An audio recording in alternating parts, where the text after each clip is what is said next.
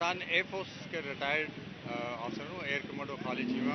मैं air force को represent करता हूँ, वेटरन्स ऑफ पाकिस्तान, जो कि हमारी ऑर्गेनाइजेशन है, जो कि retired army, air force, navy के जितने ऑफिसर्स हैं उनकी हमारी एक ऑर्गेनाइजेशन है।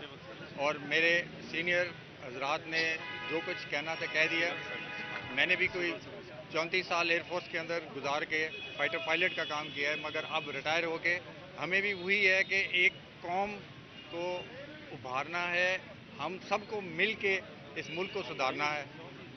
जो बदनामी हो रही है फौज की, उसी के अंदर एयर फोर्स और नेवी भी सब कहते हैं कि जी आर्म फोर्सेस में आ रहे हैं, ये उनको भी बदनाम कर रहे हैं। मगर बात यही है कि हम सबको मिल के काम करना है और इस मुल्क को वापस उस की तरफ लेके जाना है जो कि आज से कोई साल पहले चल रहे थे। उस मुल्क के लिए हम सबको बाहर निकलना है। और हम जब ज़रूरत पड़ेगी, क्योंकि अब जो 6-7 लाख एयर फोर्स है या मिला के एयर फोर्स नेवी मिला के जो 8.5-9 लाख लोग हैं, वो 22 करोड़ लोगों पे तो नहीं कुछ कर सकते। पाकिस्तान का प्रेसिडेंट हूँ, लेकिन हमारे जितने भी हम सब वेटरन्स हैं, इसमें हम सब सर्विसेज के लोग हैं, प्लस हमारे फॉरेन सर्विस के भी जर्नल हैं, शमशाद साहब और ब्रिगेडियर महमूद साहब। ब्रिगेडियर महमूद साहब हमारे इस ऑर्गेनाइजेशन के रूह रवान हैं। ये माशाल्लाह फर्स्ट पीएम है जो कि 1948 में काकूल गए थे, उससे इनका ताल्लुक है। और ये जब जिन्ना साहब ने वहाँ पे तकरीर की थी उस पे भी हाजिर थे। तो ये तो ये माशाल्लाह जी हमारे रूह रवां हैं। शमशाद साहब हैं जो हमारे फॉरेन ऑफिस के जर्नल हैं, ये भी हैं। और हम सब जी बैठ के फैसला करते हैं। मैं तो वैसे हूँ बीच में, लेकिन हम जो भी फैसला करते हैं वो कंसेंसस पे करते हैं और बैठ के करते हैं। यहाँ से शुरू करते हैं जी। मैं पहले फिर महमूद साहब से कहता हूँ अगर वो कुछ करना।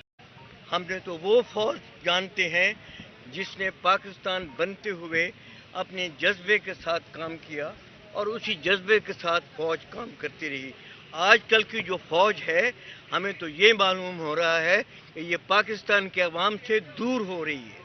पाकिस्तान के अवाम और फौज के दरमियान इतना फासला हो गया है कि ये एक नहायत ख़तरनाक सिचुएशन में हम पहुंच गए हैं।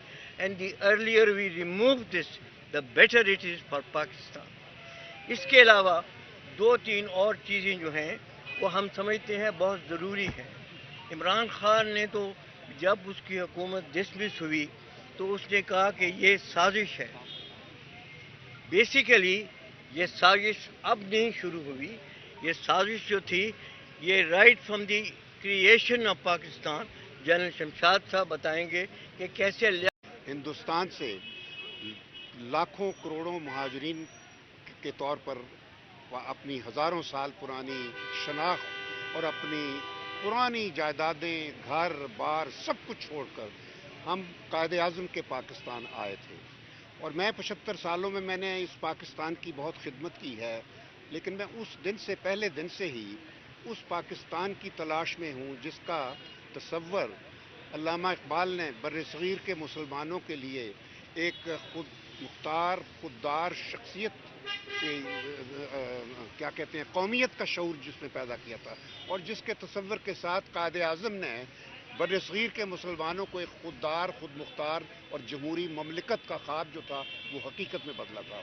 क्योंकि 1946 में जिस वक्त पाकिस्तान की बातें हो रही थी, आज मैं आप यंगर जनरेशन है उनको।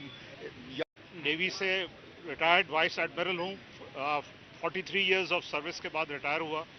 इस वक्त जिस हालात में पाकिस्तान है, मेरी सिर्फ एक ही पूरे पाकिस्तानियों से एक गुजारिश है कि हम सबको मिलकर एक कानून की हकमियत, कॉन्स्टिट्यूशन को डिफेंड करना चाहिए।